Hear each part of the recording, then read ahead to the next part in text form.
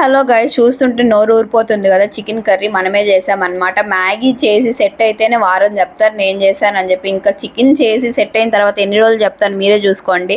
ఇంకా first oil ఘీ అయితే వేసి దీంట్లో చూపించేవన్నీ దాంట్లో వేసేయండి. ఇంకా ఫ్రై చేసిన తర్వాత చిల్లీ, తర్వాత కొంచెం ఆనియన్ వేసి బాగా ఫ్రై చేయండి. నెక్స్ట్ కరివేపాకు, చికెన్ అయితే వేసేసి బాగా ఫ్రై చేయండి. కొంచెం కల్లుప్పు వేసేస్తే తర్వాత పసుపు, కారం, జీలకర్ర పొడి, ధనియాల పొడి, పెప్పర్, రెడ్ చిల్లీ అన్నీ వేసేసి కలిపేయండి అనమాట. గరం మసాలా కూడా వేసేయండి. తర్వాత ఇంకా కొంచెం సేపు ఉడికించిన తర్వాత టమోటాస్ అయితే వేసేసి బాగా ఫ్రై చేయండి. ఇంకా లిడ్ పెట్టేయండి.